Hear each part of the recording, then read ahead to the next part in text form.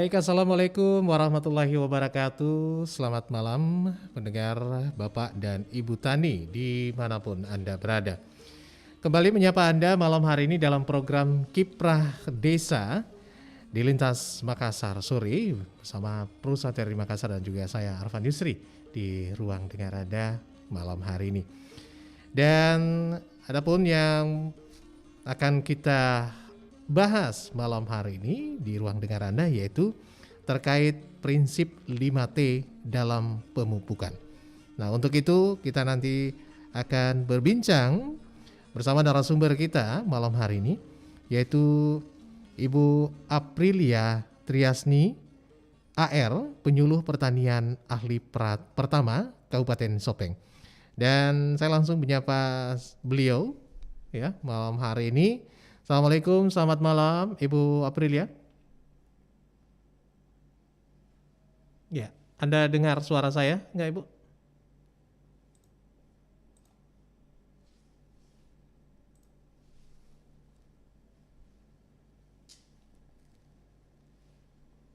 Ya, halo. Ibu Aprilia.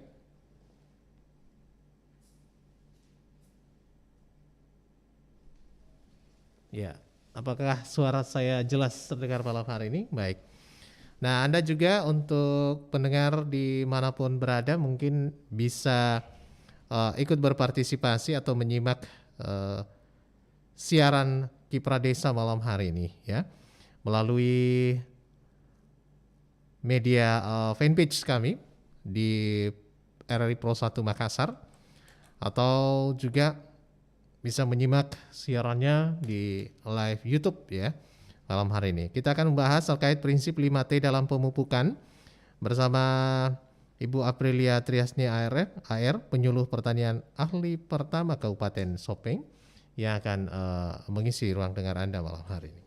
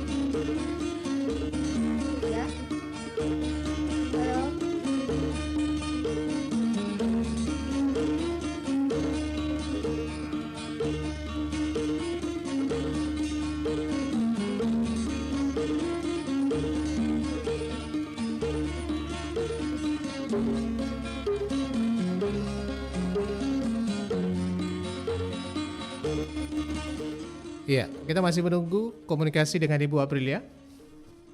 Ya, Assalamualaikum.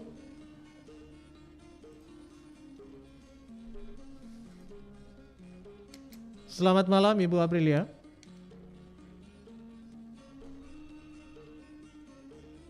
Ya, baik. Kita belum bisa dapat audionya ya. Ya, karena malam hari ini kita live by Zoom ya di. Baik. Assalamualaikum. Ya, oke. Baik, sudah jelas ini suaranya Ibu Aprilia. Baik, apa kabar Ibu Aprilia? Iya. Alhamdulillah, kabar baik, sehat-sehat Baik. Mohon maaf ini karena ada sedikit gangguan komunikasi ya. Baik, langsung saja malam ini kita akan membahas terkait prinsip 5T dalam pemupukan. Mungkin melanjutkan kemarin pembahasan terkait jenis-jenis pupuk ya, dan juga bagaimana pemupukan ini sendiri. Nah, prinsip 5T dalam pemupukan yang mungkin perlu dijabarkan kepada para pendengar, khususnya juga mungkin para petani dimanapun berada yang menyimak siaran Kiprah Desa kita malam hari ini. Mungkin bisa dijelaskan dulu Ibu Aprilia prinsip 5T apa saja ini? 5T ini dalam pemupukan. Jadi selamat malam buat Sophia, Pro RR besar yang masih mendengarkan saya. Jadi ini adalah dari tema kita dan pemupukan. Di sini ada itu sendiri, yaitu tepat jenis pupuknya, tepat pupuknya, tepat waktu pemupukan, tepat cara pemupukan, dan tepat pemupukannya. Tepat jenis di sini bahwa saat kita melakukan pemupukan disesuaikan dengan jenis yang dibutuhkan tanaman. Jangan sampai kita salah memberi jenis pupuk. Tanaman mungkin harus membutuhkan urea tapi kita tidak memberikan urea. Tanaman tidak seharusnya misalnya diberikan SP36 tapi kita memberikan itu namanya tidak tepat jenis. Jadi disesuaikan jenisnya yang dibutuhkan tanaman. Sebelum mengetahui apa yang pupuk yang dibutuhkan oleh tanaman, ada dilakukan pengujian misalnya untuk mengetahui apakah tanaman ini kekurangan unsur N, nitrogen, maka dilakukan dengan menggunakan melihat dengan menggunakan BWD, bagan warna daun. Bagaimana warna daun misalnya tanaman padi, apakah warnanya memang membutuhkan unsur nitrogen atau bagaimana? Begitupun unsur P, fosfat dan kalium dilakukan dengan perangkat uji tanah sawah atau perangkat uji tanah kering untuk melihat apakah tanamannya kekurangan unsur P atau unsur kalium. Untuk tepat dosis ini harus disesuaikan dosisnya setiap tanaman. Tanaman itu beda-beda kebutuhan pupuknya. Misalnya padi, dosisnya ureanya pupuknya misalnya 200 kg per hektarnya. Kebutuhan ZA-nya mungkin 50 kg. Jagung sama cabai juga beda dosisnya. Jadi berikanlah pupuk kepada tanaman sesuai dengan jenis tanaman dan kebutuhannya. Jadi dosisnya sama halnya dengan manusia, dosisnya kita misalnya minum obat ada dosis yang diberikan sama dengannya. Makanya dikatakan tepat dosis. Untuk tepat waktunya kita harus melihat waktu yang tepat untuk melakukan pemupukan. Untuk melakukan pemupukan, apakah misalnya tanamannya pemupukan pada fase vegetatif, itu dibutuhkan pupuk apa pada fase tersebut. Pada fase generatif itu membutuhkan pupuk apa, jadi waktu yang tepat. Misalnya juga waktu melakukan pemupukan, apakah itu dilakukan pagi hari atau sore hari, tergantung dari jenis pupuknya. Misalnya kalau pagi hari diupayakan memupuk sebelum jam 9 pagi, sore dilakukan misalnya jam 5 sore.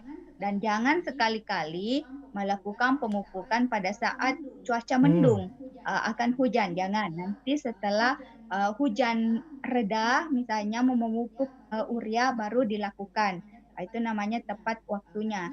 Karena kalau waktu tidak tepat, untuk tepat cara tadi, caranya apakah tanaman itu diberikan dengan cara misalnya disemprot atau langsung ditabur pada pertanaman. Karena setiap jenis pupuk itu beda. Ada jenis yang bubuk itu biasanya ditabur, biasa juga dilarutkan di dalam air kemudian dikocor. Ada jenis pupuk yang bisa langsung disemprotkan pada pertanaman. Jadi cara-caranya juga harus tepat.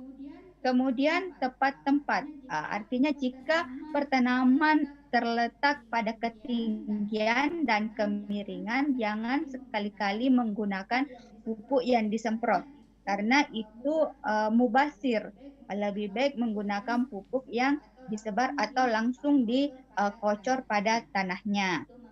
Itu mengenai 5 tepat tadi. Jadi jangan melenceng untuk penggunaan pupuk, harus mengacu kepada prinsip 5T tadi. Tepat tepat dosis, tepat waktu, tepat cara, tepat jenis, dan tepat Baik. tempat.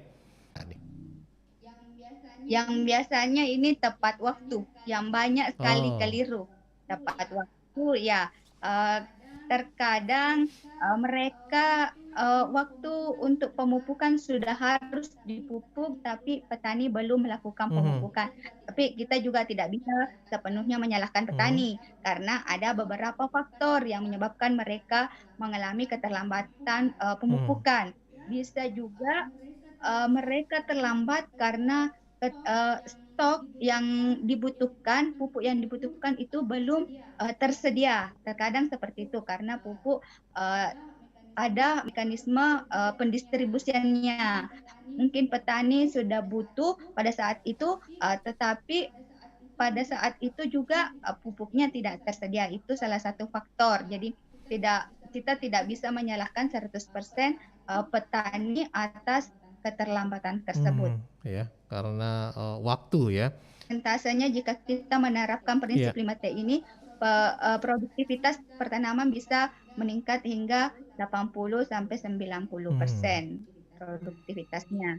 Jadi karena pemupukan itu merupakan salah satu faktor yang sangat penting bagi pertumbuhan pertanaman. Tidak menggunakan pupuk pada saat pertanaman itu mempengaruhi pertumbuhannya, bisa saja menyebabkan tanaman kerdil dan tidak maksimal produktivitasnya. Baik. Pendengar, kita tahan dulu Ibu Aprilia. Mungkin ada pendengar yang ingin bergabung bersama kita, berinteraktif. Silakan. Kami buka layanan telepon di 041136218853. Khususnya bagi Anda mungkin yang ada di luar Makassar, silakan kode wilayahnya 041136218853. Atau bisa menggunakan WhatsApp kami ya di 081141002222. Terkait 5T dalam pemupukan ini, Anda bisa bertanya langsung. Kita bersama dengan Ibu Aprilia Triasni sebagai penyuluh pertanian ahli pertama dari Kabupaten Sopeng nih. Ini penting ya karena pemupukan ini sangat berpengaruh begitu ya pada tanaman ya, khususnya mungkin dari tanaman-tanaman pertanian agar tumbuh sesuai dengan mungkin waktu yang ditentukan atau mungkin juga bisa tahan terhadap hal-hal yang lainnya khususnya faktor misalnya hama dan sebagainya agar tumbuhannya juga bisa maksimal dan hasilnya juga bisa maksimal. Nah, kita masih tunggu Anda di 041136218853 atau juga di WhatsApp kami. Terima kasih, ada juga pendengar kita yang lagi monitor saja ini, lagi ada di Surabaya nih. Saya Surabaya juga monitor kiprah desa kita. Baik. Oke, tampaknya sudah ada yang bergabung. Kita tahan dulu Ibu Aprilia. Oke, halo. Menerima panggilan. Oke, baik. Kita tahan lagi. Silakan di 041136218853 atau 082133339440. Ini khususnya bagi Anda para petani dimanapun berada, Bapak Ibu Tani yang mungkin masih ingin bertanya soal bagaimana 5T ataupun mungkin topik kita 5T dalam pemupukan ini yang bisa hasilnya baik dan maksimal begitu bagi tanaman Anda. Nah, kita ke Ibu Aprilia lagi nih. Pemupukan. Nah, apakah pemupukan ini mungkin kalau boleh dikatakan banyak juga nih para petani yang sekarang seperti Ibu tadi bilang tergantung pada ketersediaan pupuk sendiri ya. Nah, ketika stok waktu untuk pemupukan itu sudah maksudnya sudah harus dilakukan, kemudian pupuk belum ada, apa boleh dikombinasi ya, maksudnya dikombinasikan dengan pupuk-pupuk organik lainnya yang dilakukan oleh para petani, Ibu? Jelas pupuk organik itu kapan saja sebenarnya bisa diberikan. Jadi kalau misalnya saat membutuhkan pupuk anorganik belum tersedia, boleh antisipasi memberikan pupuk yang ada. Makanya kita sarankan kepada petani untuk selalu menyiapkan pupuk organik. Harus siapkan supaya ya, cadangan ya. Ya. Baik, tapi kalau tergantung kalau perbandingannya sendiri bagaimana? Misalnya pada jenis tanaman yang membutuhkan misalnya untuk penggunaan pupuk anorganik dan organik ini ada perbandingannya nggak? Misalnya ya. Uh, kalau pupuk organik biasanya itu kebutuhan dalam 1 hektarnya itu 500 sampai 1000 kilogram per Hmm. hektarnya. Dan ini biasanya diberikan 2 minggu sebelum pertanaman untuk pupuk organik. Kemudian ada juga pupuk organik cair dalam bentuk Mhm. cair. Inilah pupuk organik cair yang bisa membantu petani untuk meningkatkan produktivitas tanamannya sendiri. Jadi bisa diberikan secara berkala setiap 10 hari sampai umur tanaman bunting misalnya atau berbuah, sampai misalnya untuk padi disemprotkan sampai umur 60 Hmm. hari. Jadi itu bisa kombinasi antara pupuk organik cair dan pupuk Jadi anorganik. sangat bisa dan dianjurkan begitu ya untuk bisa dikombinasikan di saat-saat urgen seperti itu. Apa tidak mempengaruhi pertumbuhan tanaman bila ada dilakukan seperti itu pemupukannya? Uh, Kalau teratur cara pemakaiannya dan sesuai dengan dosis yang dianjurkan, pasti ada peningkatan hasil. Itu sudah terbukti. Kecuali kalau petani lalai, tidak sesuai dengan anjuran, mereka tidak sesuai dengan waktu yang ditetapkan, bisa saja produktivitasnya tidak sesuai yang kita harapkan. Baik. Oke, ini terkait sasaran ya, tepat sasaran. Ya, tadi dikatakan tepat sasaran dalam hal ini bila tanamannya itu berada di ketinggian ya tidak melakukan sistem penyemprotan ya. Ya, ini kenapa tadi ini Bu? Mungkin bisa dijelaskan lebih gamblang karena mungkin bagi para petani yang mungkin punya tanaman-tanaman yang mungkin berada di daerah ketinggian ini agak dan membutuhkan apa nih? Ya, Lebih tepatnya menggunakan apa? biasanya kalau daerah ketinggian biasanya kan petani menanam jagung Oh. yang lahan miring, misalnya seperti itu. Kalau dilakukan penyemprotan pupuknya, bisa saja pupuknya terbawa angin dengan mudah sehingga tidak banyak yang diserap oleh tanaman itu sendiri. Itu cuma kemungkinan yang bisa terjadi dan kita tidak mengharapkan petani mengeluarkan biaya tetapi tanaman tidak menyerap juga pupuk tersebut. Makanya harus tepat Tepat sasarannya. sasarannya ya, berarti di bawah begitu ya dengan menggunakan tidak menyemprot tapi pupuk yang langsung kena ke tanah atau ke ini ya, ke tanamannya. Nah, bisa dikocok atau Oke. ditugal. Baik, kita angkat dulu nih mungkin ada yang gabung. Halo. Baik. Di 041136218853 ya, bila mana Anda ingin berinteraktif atau juga di 082133339440 ya. Untuk Anda yang ada di luar Makassar silakan di 041136218853 khususnya para petani nih. Atau juga bisa menggunakan WhatsApp kami di nomor 081141002222. Baik. Waktu, cara, dosis, sasaran dan jenis. Nah, ini yang termasuk dalam 5T yang kita kupas bersama Ibu Aprilia malam hari ini. Ya, khususnya para petani, Bapak dan Ibu tani di mana saja malam hari ini lagi menyimak perbincangan kita di Kiprah Desa. Nah, kemudian dengan sistem 5T atau pemupukan 5T ini ya yang tadi kalau dikatakan masalah waktu itu yang sering yang menjadikan kalau justru kelebihan pada pemupukan ini. Ya. Kekurangan dan kelebihan pupuk masing-masing ada dampaknya. Kekurangan itu berdampak tanaman tidak bisa tumbuh secara maksimal, bisa kerdil. Kelebihan pupuk itu bisa menyebabkan tanaman keracunan sehingga pertumbuhannya juga terhambat. Jadi kurang tidak boleh juga, lebih apalagi. Kemudian kelebihan pupuk juga itu dampaknya bisa merusak tanah dan bisa menimbulkan memicu timbulnya penyakit pada tanaman itu sendiri. Bisa menimbulkan penyakit. Penyakit apa saja ini, Bu, yang diakibatkan oleh kelebihan pemberian pupuk ini? Misalnya untuk tanaman padi. Untuk tanaman padi, jika kelebihan urea terkadang memicu timbulnya penyakit kresek pada padi. Kresek pada padi. Untuk jagung, untuk jagung daun mulai warna kecoklatan, bintik kecoklatan dimulai dari pinggir Itu di daun. usia tanam berapa? Menyebar. Di usia tanam berapa? Biasanya menyerang pada fase vegetatif, kira-kira umur 40 sampai 50 hari. Jadi jika petani mendapatkan bercak warna coklat dimulai dari pinggir daun kemudian menyebar hingga ke tengah daun, itu tanda-tanda penyakit kresek.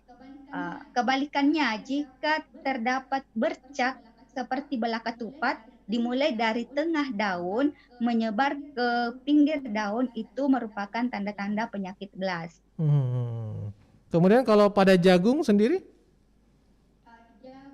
Jagung itu penyakit bulai, ciri-cirinya jagung tidak bisa tumbuh. Walaupun dia tumbuh tapi dia tidak bisa menghasilkan tongkol. Walaupun dia tumbuh seperti biasanya tapi tidak akan tumbuh tongkol. Cuma pertumbuhan besar tapi tidak tongkol tidak ada tongkol, dan kalaupun ada tongkolnya tidak berisi. Tidak berisi ya.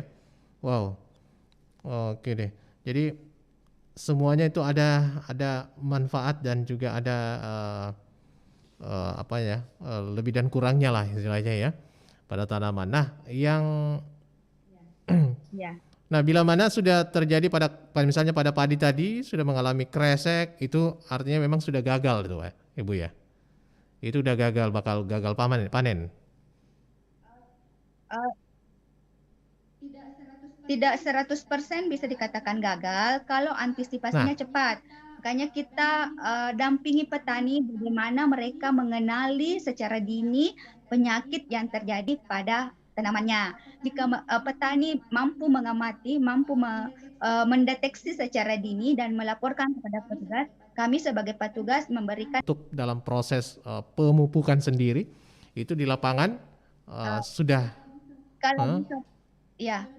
Kalau di Sopeng sendiri itu alhamdulillah peran pendamping penyuluh itu bekerja sesuai dengan tupoksinya masing-masing, mulai dari pengecekan ketersediaan pupuk sebelum tanam, itu kita sudah aktif-aktifnya bagaimana ketersediaan stoknya di tingkat pengecer, di tingkat kios tani, kita sudah mengecek karena untuk mengantisipasi jangan sampai tidak tersedia stok, petani membutuhkan. Untuk pengaplikasian di lapangan kita tetap mendampingi bagaimana petani menggunakan, apakah sudah tepat dosis, tepat cara menggunakan pupuk tersebut. Pendampingan penyuluh pada umumnya sudah maksimal kalau di Kabupaten Sopeng. Sudah maksimal. Artinya para petani juga di lapangan selalu meminta, gitu ya. Meminta. Betul. Melihat kondisi yang sebenarnya apa yang terjadi di lapangan. Baik. Kalau terkait ya mungkin kita lihat di Sulawesi Selatan mungkin saat ini curah hujan masih belum bisa diprediksi dengan kalau ini masih musim penghujan ya. Nah, gimana nih proses pemupukan pasti agak sedikit terganggu nih kalau melihat tadi bahwa kondisi di lapangan seperti itu. Kita misalnya sistem tabur atau semprot. Nah, sementara ini kan cuaca tiba-tiba mendung dan sebagainya. Ini gimana nih? Iya, itu yang perlu kita sedikit memberikan informasi kepada petani bahwa aturlah jadwal tanamnya. Jadi kita memperkirakan jangan sampai kita menanam pada saat selalu intensitas hujan itu terlalu tinggi. Itu bisa saja menyebabkan tanaman bisa menjadi bonyok dan kita terkendala pemupukannya.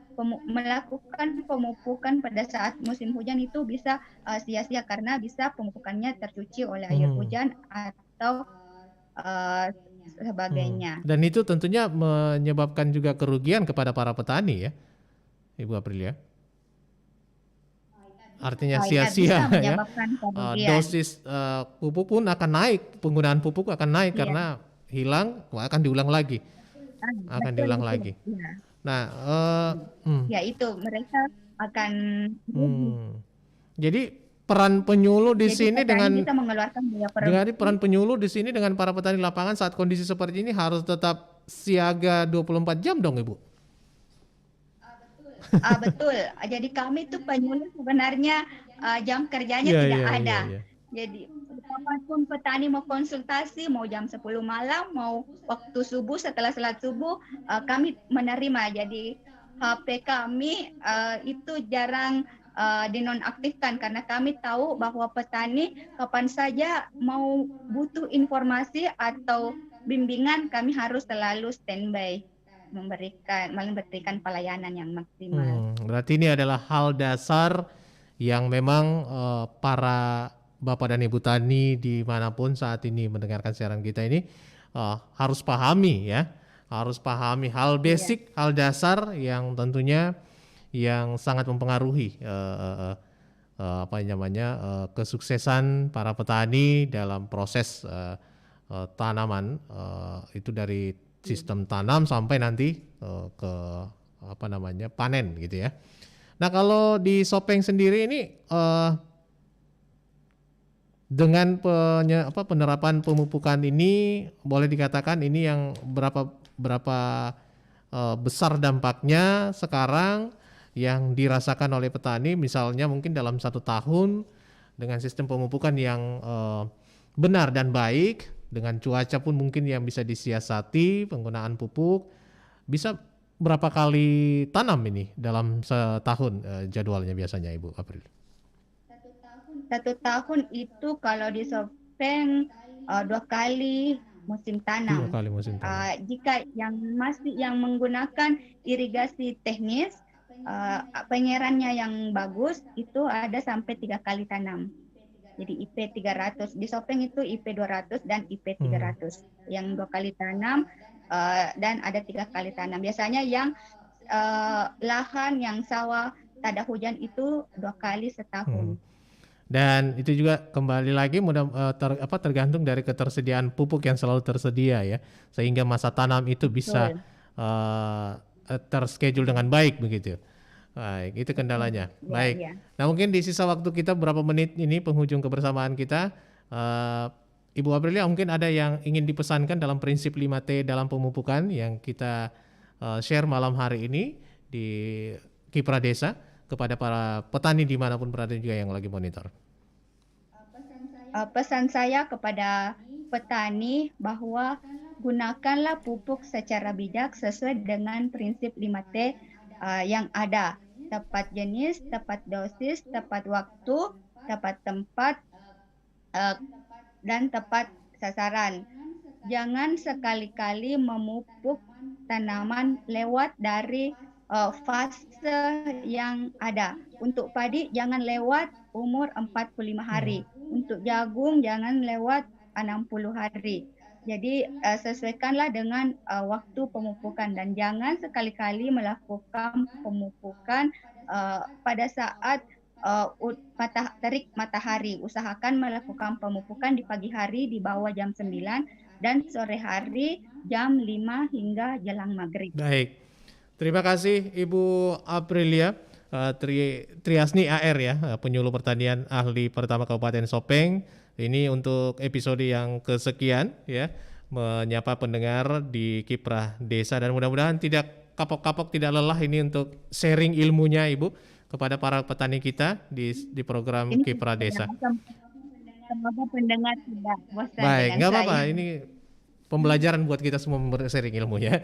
Terima kasih Ibu.